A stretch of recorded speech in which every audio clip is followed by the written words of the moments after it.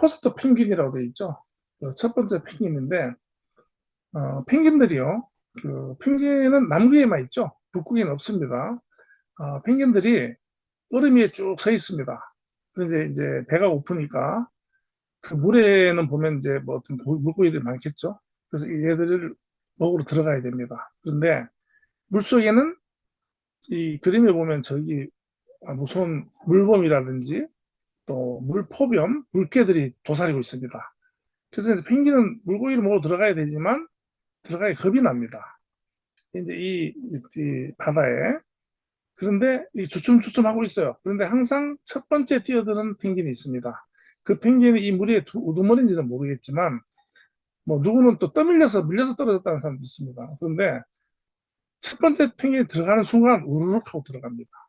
그래서 이제 첫 번째 펭귄은 이제 용감한 펭귄이다 이렇게 표현하는데 시대적으로 이런 개척자 용감한 펭귄 용감한 첫 번째 펭귄이 돼야지 되겠다 되는 것이 이제 첫 번째 펭귄이 됐을 경우에는 먹이를 선점할 수 있다.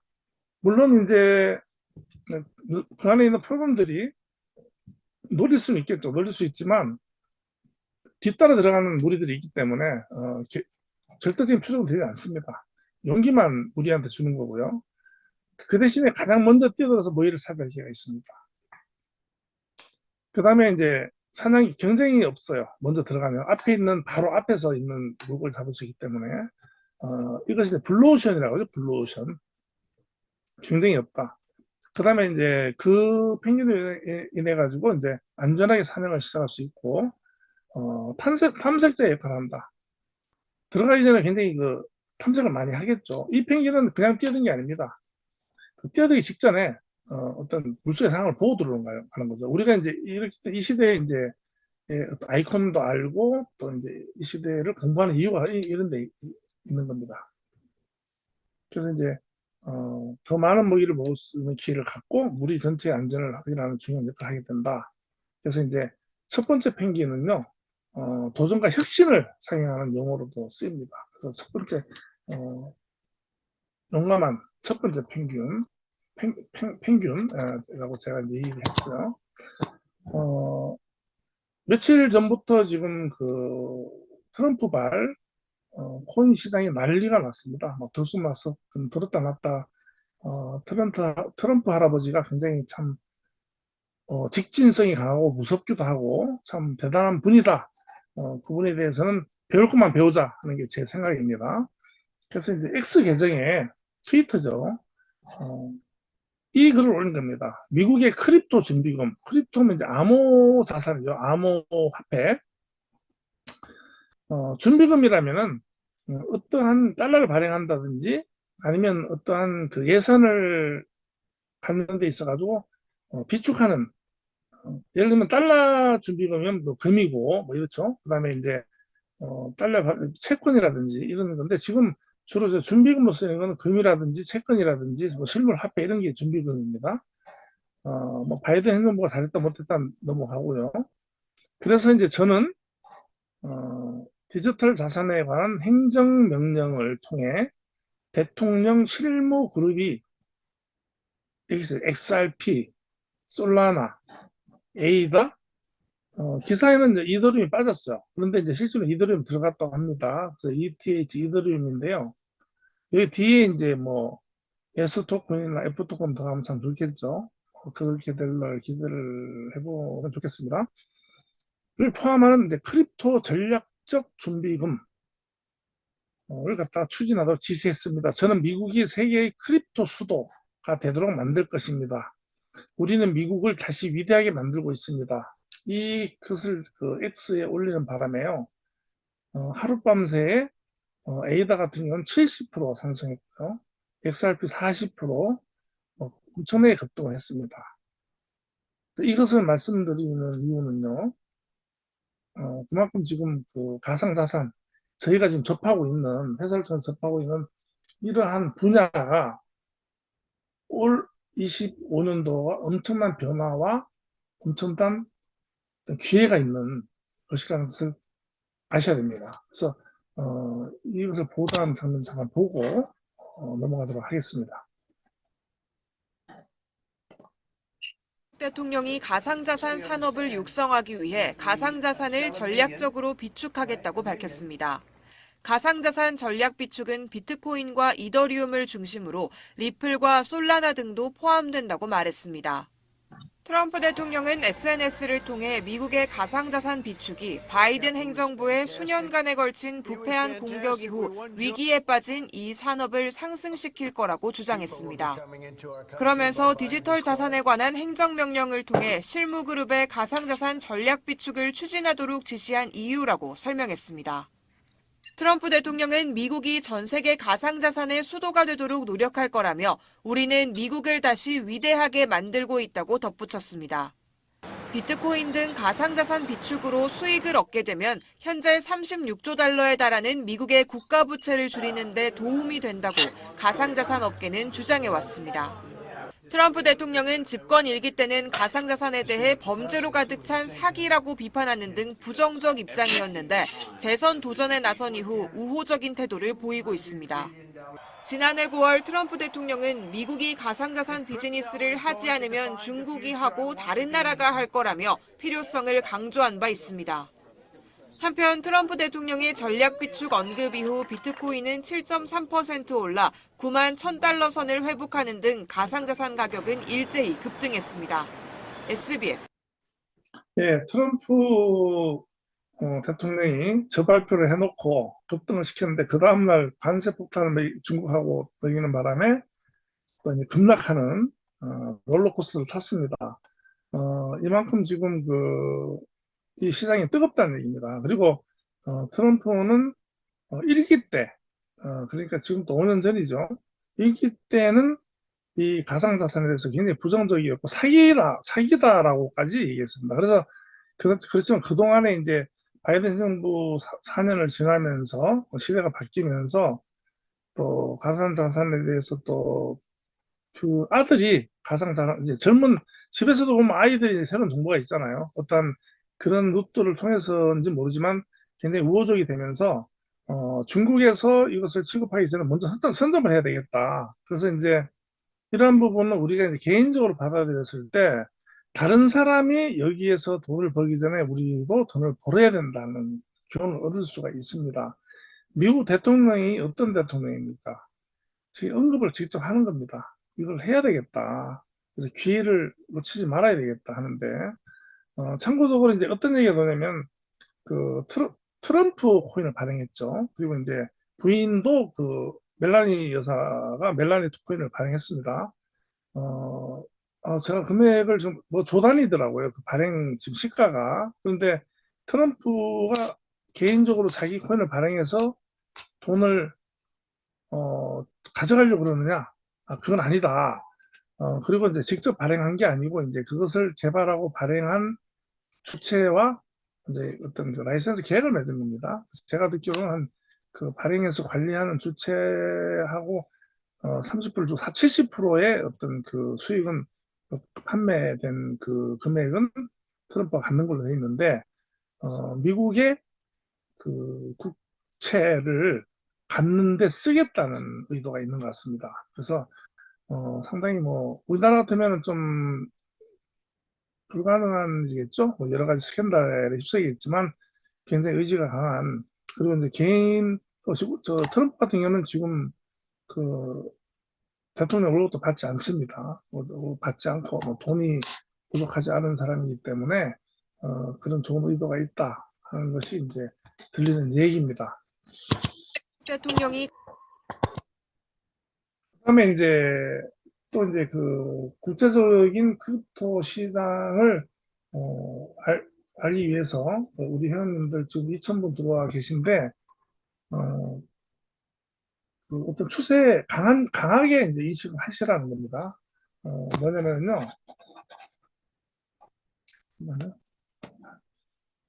EDX 마켓이라고 있습니다. EDX 마켓.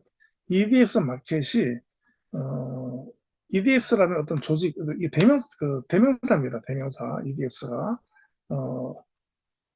그, 크립토, 그러니까 그 암호화폐 거래소입니다. 거래소인데, 이것은 우리나라 업비트나 우리 뭐, 메타이프 엑스체인지나 이런 것처럼 개인이 들어가서 거래할 수 있는 것이 아니고, 그 어떤 큰 기관들만이 그 이 안에서 그 코인을 거래할 수 있는 그런 거래소입니다. 거래소인데 설립 배경이 뭐냐면 시타델 증권, 피델리티는 자산 운용사들, 인베스트먼트, 찰스 수왑, 미국의 주요 금융사들이 투자를 해서 설립을 했습니다.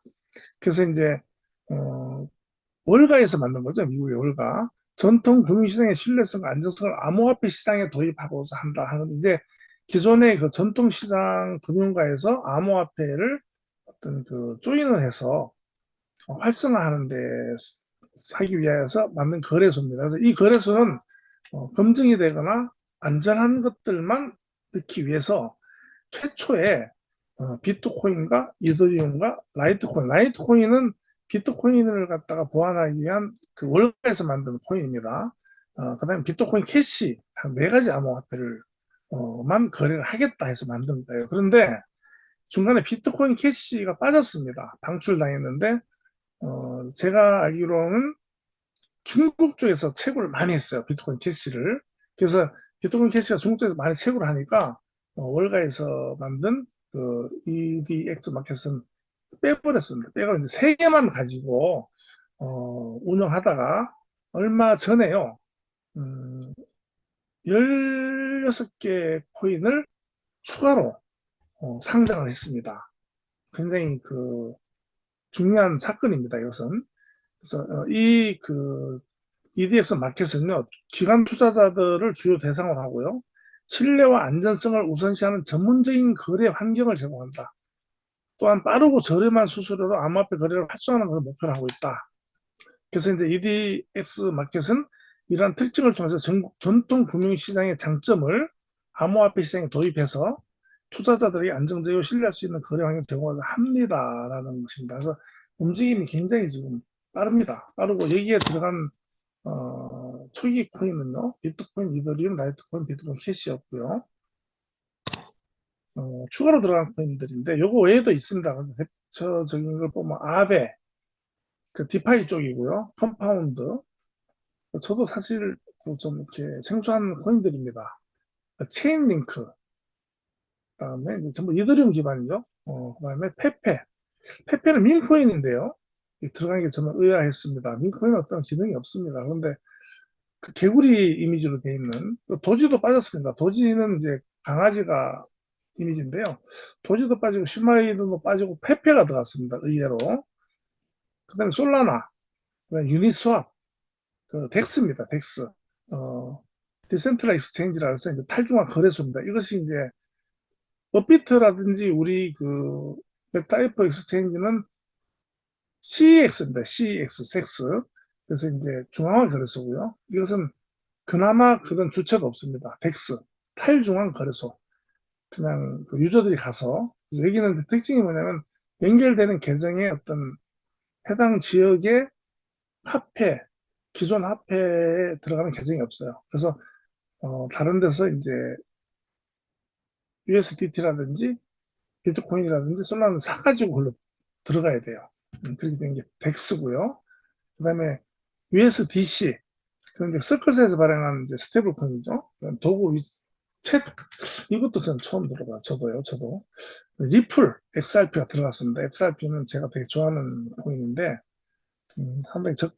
상당히 그 저평가되어 있는, 지금 한 4천원이 안 되죠. 그렇게 이런 코인들이 여기에 월가에서 만든, 그 아주 세계적으로 아주 탄탄한 금융가에서 만든, 거래소에 상장이 됩니다. 지금 뭐 기존의 거래소들은 막 수천 가지가 들어가 있죠. 그런 거 다 안 내겼다는 거예요. 저는 살아남을 애들이 아닌가 이런 생각을 개인적으로 해봅니다. 메타F 그룹의 자산은요, 메타앱스 토큰 이렇게 발행이 되어 있고요. 이것은 이제 스톡 개념입니다. 그 지분 개념이고요. 이것은 배당과 또 자체 가치 상승을 기대볼 만한 그런 토큰이고요. 메타F 토큰. 그다음에 이제 경주마, NFT 토큰입니다. 경주마가. 그다음 메타캐시. 메타캐시도 어떤 수합을 하면 현금화할 수 있고 수익으로 만들 수 있기 때문에 메타F 그룹의 자산이다. 직접적인 자산입니다. 이런 메타F 그룹의 자산은 메타패스 테스트라는 거래소, 다음 경마에서 발생한 여러 가지 수익 모델이 있습니다. 뭐 아이템이라든지 경마 출전이라든지 또 베팅이라든지 이런 메타패스 테스트를 기반으로 한 수익 모델들을 통해서 유저들이 수익을 가져가고 회사에서 남긴 수수료 수익이라든지 그런 베팅 수익을 S토큰의 지분대로 분할해주는 그런 구조되어 있고요. 메타패스 테스트를 운영하기 위한 그 코인 수합이라든지 코인을 사고 팔고 하는 거래소, 메타F 엑스체인지 거래소의 수익, 그리고 외부 유저들의 선물 수익 이런 것이 정산이 돼서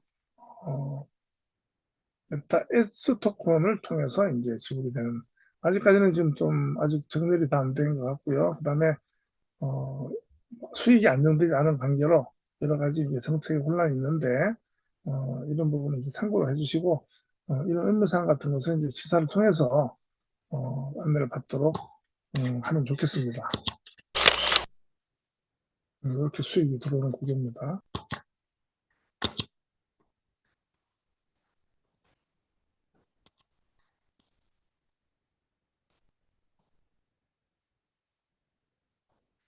자, 시대는 지금 이제 웹 3.0, 제가 수도 없이 말씀을 드립니다. 웹 3.0 시대가 펼쳐졌습니다.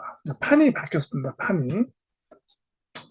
우리는 시대적으로 흐름에 따른 생긴 판에서 그 위에 띄워놓는 그 판에서 노는 거죠. 우리는 이런 큰 판은 진짜 어떤 시대적 흐름과 그 글로벌한 어떤 큰 그 정부나 큰 기업 이런 예를 들면은 뭐 이런 판을 짜는 사람들은 뭐 일론 머스크 정도면 시대의 판을 짤 수 있는 사람이죠. 그래서 이제 이런 판이 바뀐 웹 3.0이라는 판이 이제 드디어 깔린 겁니다. 그래서 우리는 이 판 위에서 어떻게 뛰어놀 것인가 하는 것이죠. 그래서 여기서는 뛰어놀기 위해서는 변해야 된다 하는 겁니다. 변해야 된다. 어, 판의 변화는요, 크게 보면 한 6가지 정도로 시대가 흐르면서 변화해 왔습니다. 첫 번째는 농업혁명이었죠. 기원전 만세기, 만년 전, 기원전 만년 전에 이때는 그냥 뭐 수렵 채집, 수렵하고 물고기 잡고 짐승 잡고 또 그 밭이 아니고 산 들에 난거 따먹고 하는 채집에서 이제 그 농업을 하는, 이제 농사를 하게 된 거죠. 그래서 이제 채집에서 이제 농업혁명이라고 그러는데요. 농업. 그다음에 이제 농업혁명과 같이 되는 것은 이제 또 이제 양식을 한다든지 짐승을 키운다든지 하는 그런 것이 이제 농업혁명으로 보고요. 그다음에 고대 제국의 경제혁명, 이제 그리스 로마 시대 중국에서 이제 화폐도 등장하고 하면서 어떤 그 사람들이 어떤 그 네트워크가 확장이 되는 겁니다. 기원은 700년경이고요.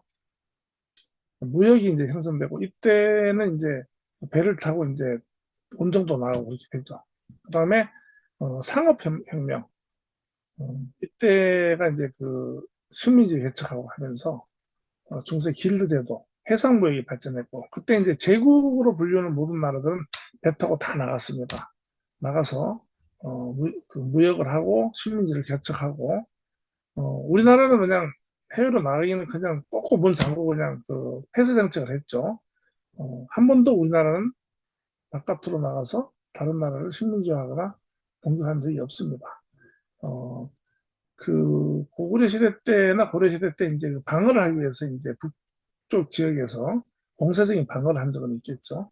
이제 상업혁명, 이게 판입니다. 이게 다 판, 그 시대의 판이 바뀌었고, 산업혁명이 이제 네 번째 판이고요. 이제 가까워져 18세기, 19세기. 산업혁명의 대표적인 것은 이제 전기기관과 공장 시스템입니다. 이제 컨베이어 벨트가 나왔죠. 그때. 대량 생산, 엔진이 나오고, 그래서 이제 기계가 나오는 겁니다. 산업혁명에서 기계. 이제 산업혁명 이전에는 기구가 나왔죠. 기구. 기구와 기계는 다릅니다. 그 다음에 이제 1990년대가 되면서 이제 정보통신혁명, 그 다음에 이제 마지막 여섯 번째 판입니다. 지금 현재 우리가 올라가는 판, 4차 산업혁명과 블록체인 기반의 크립토 경제입니다. 크립토 이코노미입니다. 이 단어 하나에 실려 있는 것이 크립토 경제입니다. 암호화폐의 경제, 크립토 이코노미. 암호화폐에서 경제가 나온다는 얘기입니다. 이 부분을 무겁게 받아들여요. 그래서 블록체인에서 시작됩니다. 모든 것은 블록체인에서. 비트코인 블록체인에서 이더리움 블록체인으로 넘어오면서 블록체인의 기반으로 스마트 컨트랙, 그 다음에 거기에서 발행되는 코인들, D앱이죠. 이것들이 이제는 IoT, AI하고 결합이 됐었던 거대한 경제 생태계를 형성하는 그게 디파이라는 탈중앙 금융까지 그래서 완전히 시대의 판이 바뀌는 겁니다. 그리고 이제 장기적으로는 이제 중앙은행 정부 개입이 없는 새로운 디지털 경제 구조가 이제 싹 트고 있는 겁니다. 물론 이제 제도권이라든지 각국 정부의 규제라든지 해결해야 될 그 과제는 많이 있습니다. 결국은 이제 글로벌화 되면서 국가 간의 모든 경제가 무너진다 하는 것은 시대적인 트렌드로 이미 이제 고착이 되고 있습니다. 그래서 크립토 경제 시대는 적어도 여섯 번째 큰 판의 전환이고요. 지금까지는 흘러왔던 시대라고 얘기하면은 어느 순간 뛰어넘는 시대로 흘러가지 않고 훌쩍 뛰어넘어서 큰 여섯 번째 판이 시작이 된다 하는 것을 강하게 인식을 하셔야 됩니다.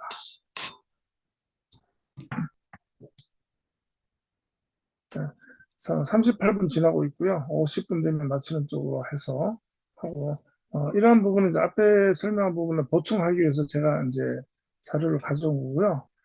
1, 2, 3, 4차 산업혁명에 대해서 이렇게 자료를 모았습니다. 1차 산업은 이제 전기기관, 2차 산업은 이제 전기, 전동, 모터, 저 모든 것이 전동 모터에서 나가죠. 그러니까 엔진이 나온 거고요. 3차 산업은 이제 컴퓨터, 인터넷이 나왔습니다. 4차 산업은 인공지능, 빅데이터, 지금이죠. 사물, 인터넷, IoT 등의 디지털 혁신이다 하는 것이 4차 산업혁명입니다. 그래서 이러한 부분은요, 시대적으로 봤을 때,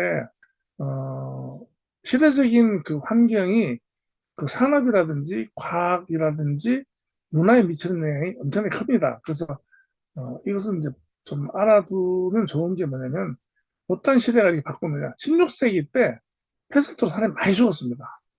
그러니까 유럽은 농노제도죠. 농노제도인데 농사질 사람이 없어졌어요. 그러니까 노예가 아니고 농노입니다. 그래서 그, 그 영주의 땅에서 농사를 짓다면 딴 데 가버리면 돼요.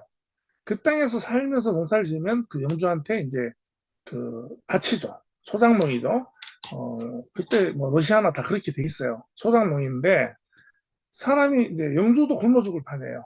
사람이 농사꾼이 없는 겁니다. 사람이 많이 죽어버리니까. 그러니까 제발 우리 땅에서 농사만 지어달라고 이제 농노들이 그 영주하고 협상하는 단계까지 합니다. 그래서 자료에 의하면 6배까지 임금이 올라요.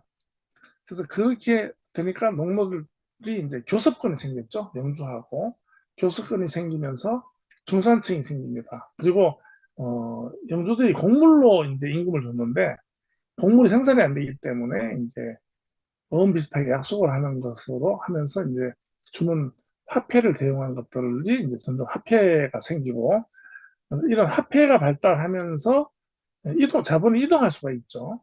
그래서 이제 그 중산층은 도시로 이동하고 또 이제 종교가 무너졌죠. 그 16세기 이전에는 신권주의였는데 뭐다 죽더라는 거죠.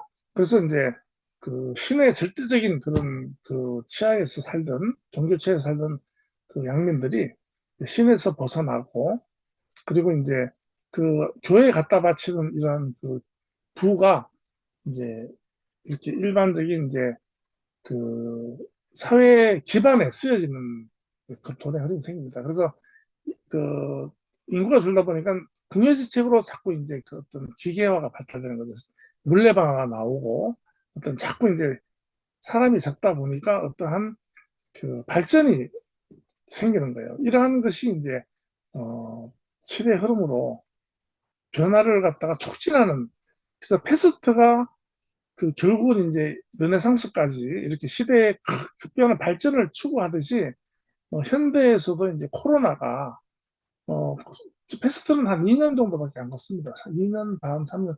근데 코로나 훨씬 오래 갔죠. 코로나를 거치면서도 제2의 어떤 르네상스 식으로 좀 발달이 된 게 이제 4차 산업혁명 시대가 비슷하게 이렇게 가는 게 있습니다. 이런 부분을 제가 지금 이게 이 내용을 간략하게 설명을 드렸는데, 그래서 이제 파리라든지 도시가 발달이 됩니다. 도시가 발달되고 하면서 이제 문화가 신권에서 사람의 인권으로, 사람의 어떤 복지로, 그 먹고 사는 거, 물질적인 어떤 풍요로움 쪽으로 이렇게 가는 큰 계기가 된 겁니다. 그런 시대적인 걸 거쳐서 이렇게 됐는데, 어, 그 당시에 이제 산업혁명이 생기면서 첫 번째 나온 게 이제 방적기계입니다. 방적기계. 그 천을 짜는 기계였죠. 그래서 그 방적기계가 어떤 산업혁명의 어떤 대표적인 그 결과물인데,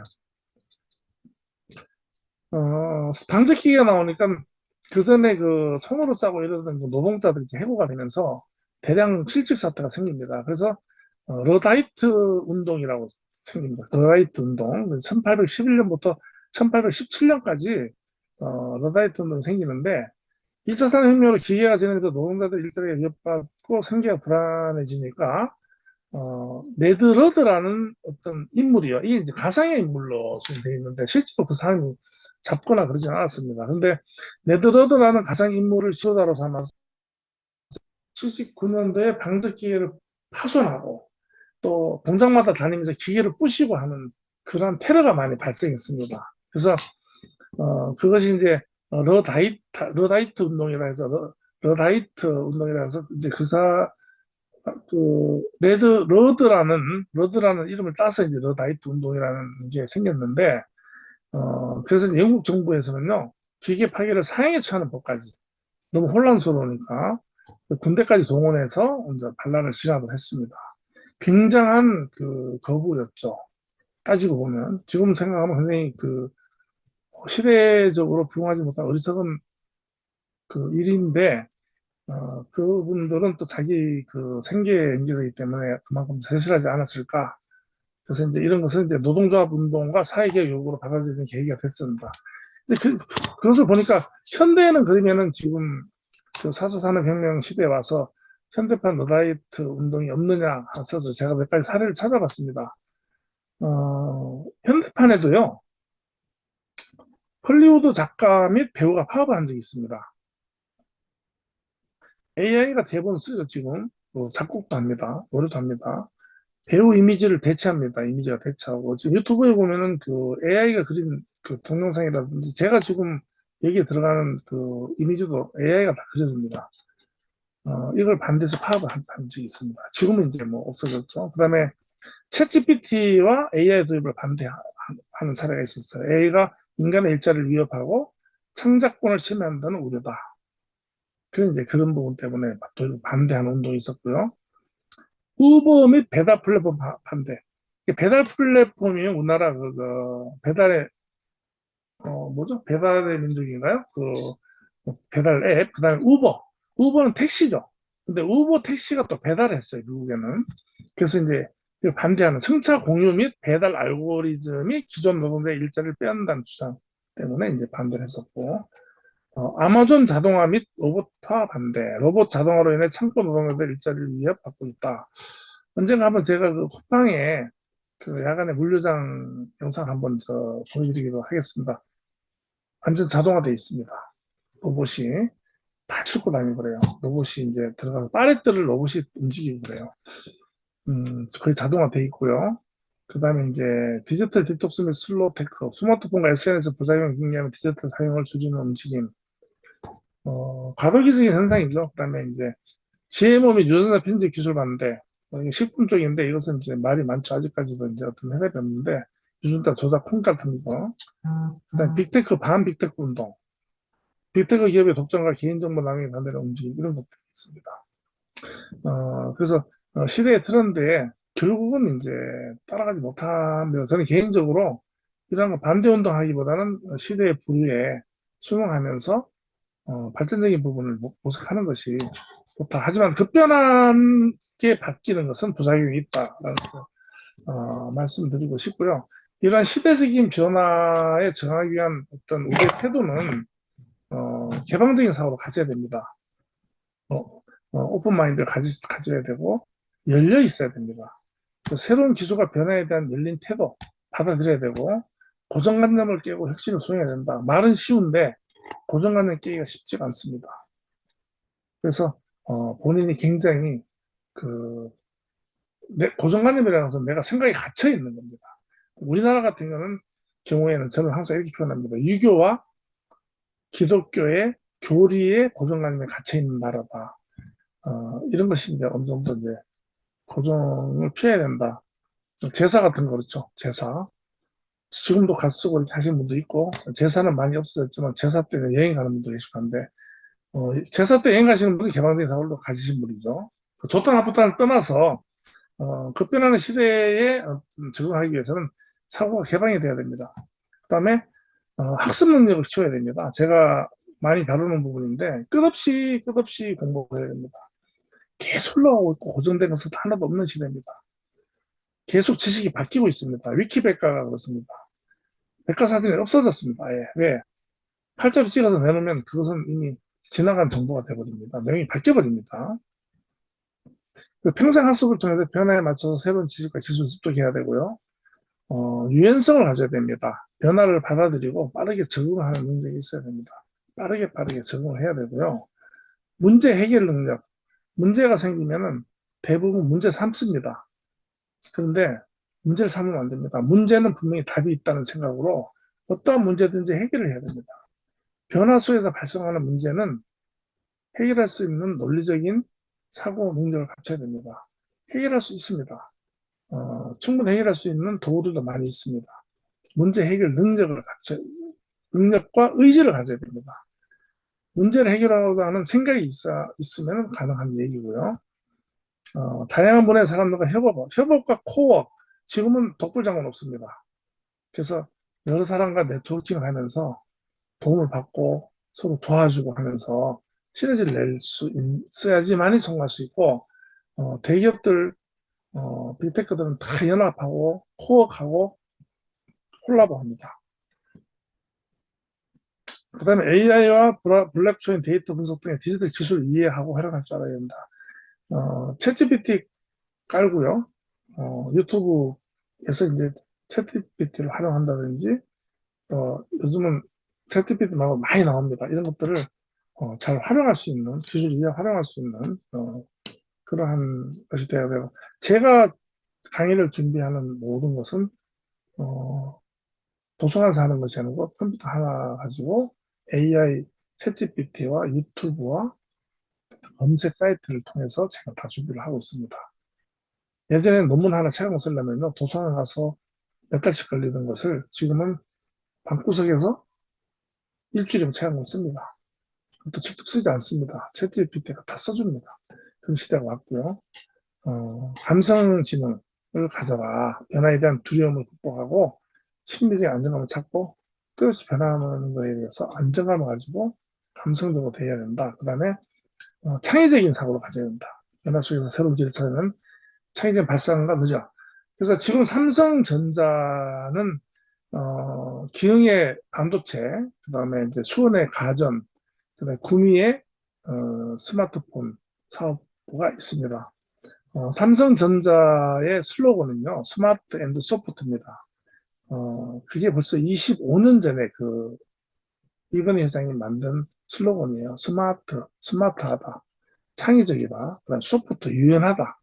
스마트하고 유연한 사고방식, 스마트하고 창의적이고 유연한 태도를 가져야지 이 비급변한 시대를 적응할 수 있다는 건데, 그래서 삼성전자가 지금까지 세계의 어떤 굴지의 기업이 되었다 하는 것을 저는 그때부터 지금까지 지켜보면서 실감을 하고 있습니다.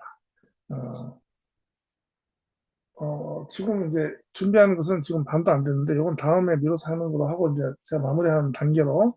그러면 이런 시대의 흐름에 적응하는 실전 테크닉은 뭘 갖춰야 되는가 하는 부분인데, 최신 트렌드를 파악해야 됩니다. 최신 트렌드를 파악하고, 이런 것은 이제, 뭐 여기서 뭐 뉴스 너무 다 필요 없고요. 유튜브라든지, 어, 어쨌든 최신 트렌드가 어떻게 가느냐 하는 부분을 계속 어떤, 어, 도구를 통해서 받아들여야 됩니다. 그래서 이제, 유튜브 그 쇼츠 같은 것도 계속 보면서 그것도 정보가 될 수 있습니다. 그것을 그냥 흥미적으로 빠져들면은 해가 되지만 거기서 정보는 굉장히 많은 정보가 많이 나옵니다. 쇼츠가 유행하는 이유는 그만큼 빨라졌기 때문에 길게 보지 않아요.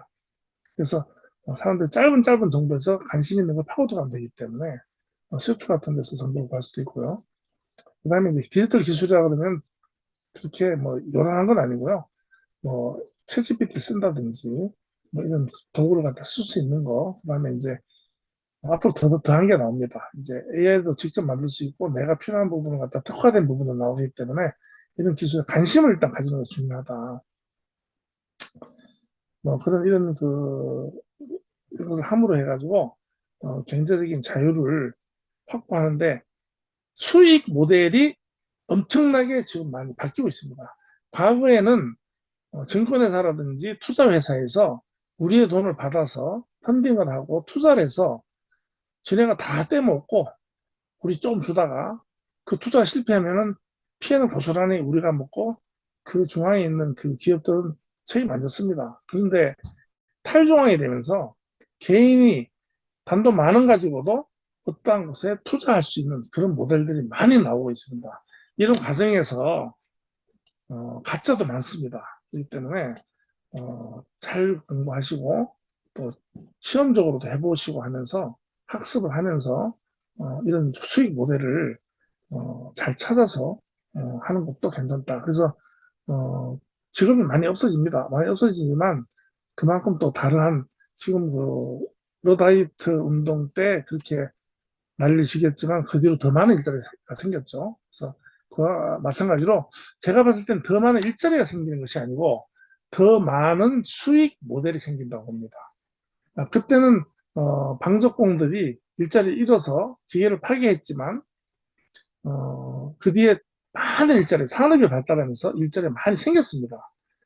그래서 지금의 그 시대는 어, 블록체인 기반으로 한 탈중앙으로 인해 탈중앙이 되면 중앙에 집권되어 있던 것이 흩어진다는 뜻이거든요. 흩어지면 양은 줄어들지만 개수는 늘어납니다. 여기서 힌트를 얻자면요. 일자리는 더 늘어나지 않을 수 있습니다. 하지만 수익 모델이 많이 늘어납니다. 그래서 어떠한 직업에서 돈을 버는 것이 아니고 개인이 수익을 활용할 수 있는 것. 뭐 웹 1.0에서는 유튜버들이죠. 근데 웹 3.0 시대에서는요, 우리 개인이 한 가지만 예를 들고 제가 얘기를 끝내겠습니다. 돈이 없으면 부동산을 못했습니다. 근데 제가 투자 자본금이 조금 있습니다. 그런데 수익이 좋은 건물이 한 100억대 되는 건물이 어, 100개로 쪼개면 1억이 되고 1000개로 쪼개면 1000만 원이 되죠. 1000개의 RWA로 분산돼서 발행이 됩니다. 그러면 1000만 원이면 그 토큰 하나 내가 그 블록체인을 통해서 구매를 할 수가 있어요. 그러면 그것은 그 블록체인 시스템으로 자동으로 그 건물에서 나오는 수익의 1000분의 1이 나한테 자동으로 할당이 됩니다. 그게 아예 수익 모델이에요. 이제 그런 식으로 된다는 겁니다. 이게 중요한 수익 모델 중에 하나입니다, 이게. 그래서 이러한 사고를 계속 확장시켜 가면서 빨리빨리 개최해 나가는 것이 가장 중요한 시대적인 흐름의 트렌드를 알고 쫓아가는 부분입니다. 저희 회사에 투자하시는 분들도 토큰을 가지고 수익을 추구하듯이 일하는 것은 이제 지체에 널려 있다는 겁니다. 남아프리카 공화국에 백인들이 통치하는 이유는 남아프리카 공화국 그 해변에 가면 다이아가 널려 있었어요. 그 당시에. 그 다이아를 조성한 백인들이 부를 이뤄서 그 흑인 나라를 아프리카의 그 남아프리카 공화국을 지배한 겁니다. 지금 우리 앞에는 새로운 기회가 널려 있습니다. 그것을 주술 수 있는 안목이 있어야 돼요. 그래서 이제 생각하시고, 준비된 부분인데, 이건 제가 다시 각색해서 다음 시간에 하도록 하고, 지금 시간이요. 56분인데 오늘 마치도록 하겠습니다. 회사하고 크게 관련이 없느냐, 있느냐 하는 부분은, 이런 시각으로 우리 회사에서 접하신 분들이 우리 회사도 제가 오늘 말씀드린 이런 넓은 범주 안에 있는 회사이기 때문에, 게임을 통한 어떤 수익을 확대한다든지 이런 부분에 대해서, 이해를 하시기 쉽고 하기 때문에, 그렇게 생각하시고 참고를 하시면 되겠습니다. 그래서 오늘은, 함께 끝까지 지금 2,000분 남아 계신데, 감사드리고요. 약간 늦게 오신 분들을 위해서 지금 50분 들으셔야지 캐시가 지급이 된다고 들었습니다. 그래서 시간 약간 부족한 분들은 제가 시간 좀 더 드릴 테니까 체크하시고 그리고 제가 나가시는 거 보고 이제 받을 테니까요. 좀 되신 분은 빨리빨리 이제 나가시면 되고. 그래서 오늘 함께 해주신 그 귀한 시간을 감사드리면서 다음 시간에는 좀 더 도움이 되는 내용을 가지고 다시 찾아뵙도록 하겠습니다. 오늘 25년 3월 4일 저녁 8시 중간이 박수옥 강사였습니다. 인사드리겠습니다.